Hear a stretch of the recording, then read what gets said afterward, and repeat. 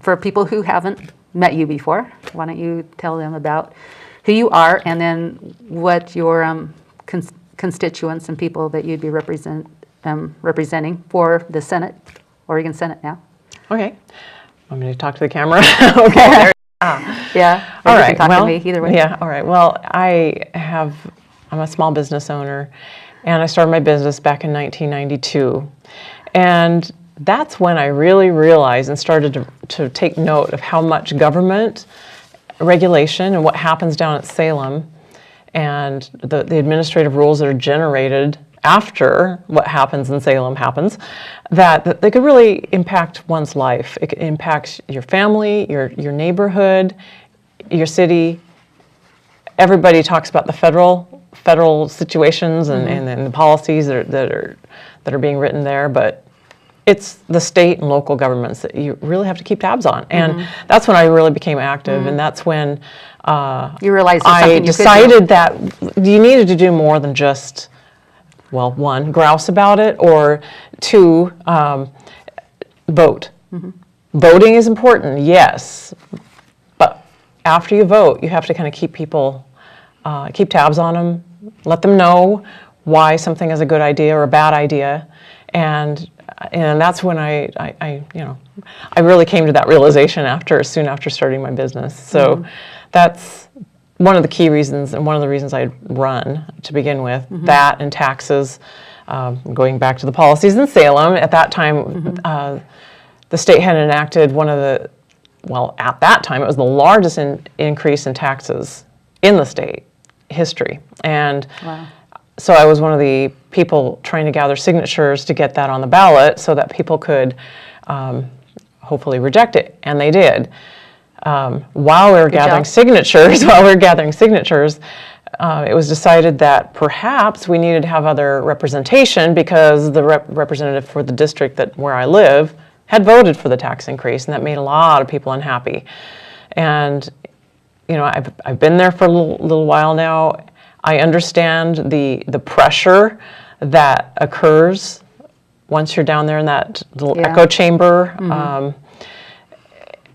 I've stood up to it before, and I've been tried, and I believe I've been true to what I've said how I would operate when I was down there, and I would continue to do that as a senator. And I'm doing this for my children, my grandchildren. Everybody says that, but it's so true because I grew up in a state where it was a prosperous state, and I want to go back to that. In Oregon? Yes, I want to go back to that. It may not be the same industries, but I want to have a state where my kids, my grandkids can have a chance and can learn and I just want it to be a great place to work, raise a family, and go to school, and have it be a place where freedom and prosperity reign, and not tyranny and just kind of this dictatorship that sometimes gets promoted through some of the policies, some of the, not dictatorship, but more freedom infringing policies. When we were younger, I think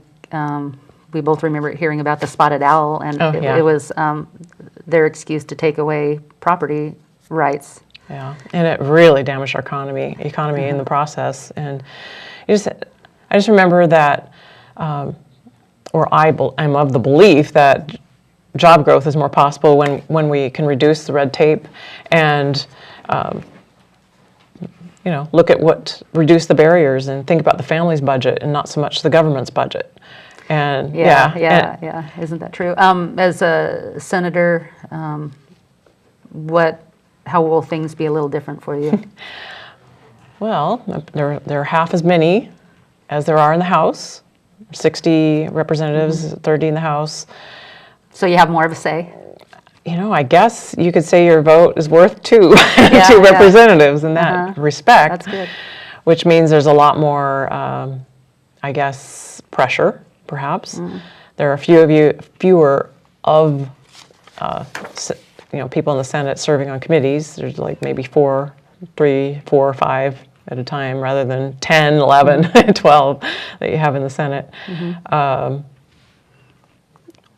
Also, we'll appoint agency heads and approve other types of people for appointments that the governor will be submitting names to us.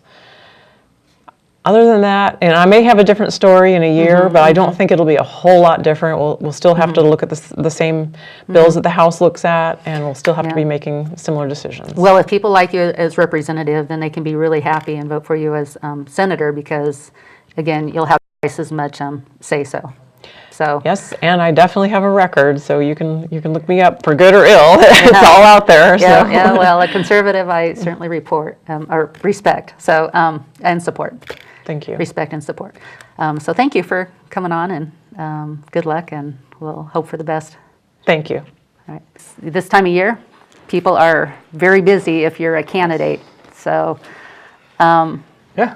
what do you want to say about Jim, Representative Weidner? well, there's been much to do about Jim's voting record in his race, but he is probably one of the most accessible legislators in the House right now. He's worked on a lot of constituent issues, even to the fact that the News Register had said that he was the go-to guy for constituent issues, and I think that's extremely important when it comes to when we have problems and we need somebody down there that will actually listen to us. You know, I've called him to ask him certain things, and he always responds right away. And I've let people know that I've sent them to call him, and they have the same experience. So yeah, he'll listen to people even outside his district because he yeah. knows that he's there to, while representing his own district, but anybody can bring a problem to his door, and hopefully, if he can't solve it, he'll help find someone that can maybe help solve it for Yeah. you. So okay. Well, without right. further ado, here's Yep. a video clip of Representative Weidner. We need more business owners in the legislature, more people that have actually started from the ground up with nothing and built something, and then they understand all the hoops and things that you have to jump through to actually get a business up and running. I mean, there's very few people that have the capital to start things, and after you've sacrificed everything you own to make something happen, you understand the value of everything that you did afterwards. Yeah, wouldn't that be nice? Yeah. That's what I'd like to see. How do you see that shaping up in November? Is there any hope? Hope for change? Last session we didn't really have anything too dramatic happen. The last couple sessions, it hasn't been good or bad. That's the problem. We haven't done anything to incentivize business, and one of the big problems we have is getting my fellow members in the Capitol to understand that we're in competition with 49 other states to bring business here to the state of Oregon. And we do have some advantages being here in Oregon for manufacturing facilities, but then we have a lot of disadvantages with some of our land use laws, some of our different tax structures that keep businesses from coming here. And if we would fix just a few of those, I think we could attract a lot of manufacturing facilities to come here, because one of the nice things that we do have is you're not taxed on your sales that happen outside the state. So this is why Nike, Intel stay here, and it was something that Vic Attia did, and I'll be actually at his service at the Capitol tomorrow honoring him because Vic Attia was the last Republican governor that we had, and he did some great things that stimulated the high-tech sector to move to Oregon and come here. Problem is we haven't really expanded on it, and those are very good jobs that we have here in the state, and we need to look at incentivizing more companies like that to locate here. I'm a firm believer that whatever we do needs to be fair and across the board for every business and not picking out one sector. Yeah. But unfortunately, we have too many times where we're cutting deals for one company. I watched it happen with land use and different issues. Wineries, for example. If you produced over 50,000 gallons of wine, you could actually open a restaurant and do different things on your property. But the guy who was doing 5,000 gallons couldn't do it. To me, that wasn't fair, and it should have been across the board for everybody to do, not one group. And it was because the lobbyists that make a lot of wine can afford, to pay the lobbyists.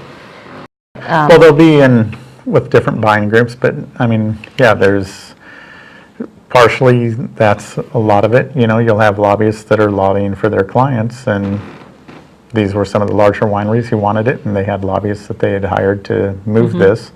And then you had people that were beholden to the far left who are strong on some of these land use laws, that they don't want anything outside the urban growth boundary to take place or happen, like with you with your mushroom farm that's outside. Some of them don't even want you to have your house there. And to me, those are things that if you're able to do it, everybody should be able to do it, and the laws should be applied to everybody, not just a select few, or not, I got mine now, nobody else can have theirs. And that's what we've done with land use lots of times. So, Yeah. and we run into battles lots of times with businesses that are just trying to locate and open up a business on the hopes that they might be able to locate their business in that location. They have to go through a big appeal process to get the okay to actually start the business there, because a few people complain and say, hey, I don't want you to have a business here, and then you have to spend millions of dollars to actually get the okay, and we've seen that happen with businesses time and time again in the state. You know, and is that typically, I know there's always exceptions, but is that typically a Democrat issue? Because the Republicans always get accused unfairly, mostly, of being pro-big business, but it seems like there's all these special interests on the left side that keep a regular person from being able to get in there and grow up. Yeah, and that you'll see it both, primarily on the left with some of the stronger land use stuff. They'll help out their friends, and that's where I'll see it happen, because it's whichever party's in control. So right now you'll see the left doing it a lot, where, okay, these guys helped us out in campaigns, so let's let them have their little piece of the pie, rather than, okay, if you're going to open that and do it for this one little group, it needs to apply to everybody. Okay, wow. I am so happy. Mike Nearman stopped by. So I am happy to have him here. So thank you, Mike, for stopping by. Thanks for having me. Yeah, so Jim was House District number 24, and Mike is House District 23. So if you're closer to the Polk County area, you'll have him on your ballot. So I hope you can support him. Introduce yourself for people who don't know you, and then introduce the folks that you will be representing and what they are saying. Good. So it's House District 23 is kind of a vast district, kind of loops around McMinnville. So it takes in Dayton and Amity and Yamhill County and much of Polk County, much of the unincorporated areas in Polk County and Dallas, and then goes south far into Corvallis, below south of Corvallis and everything. So it's a lot of rural area.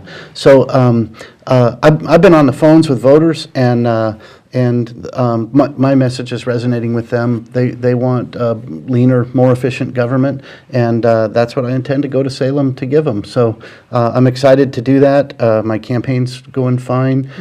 There's been a few fun little twists and turns in the campaign, and I guess that keeps it interesting. And if for nothing else, I'm glad that people have choices. So that's fine. So I'm looking forward to going to Salem in January. Thank you for tuning in. Please vote conservative. Have a good week. Bye-bye.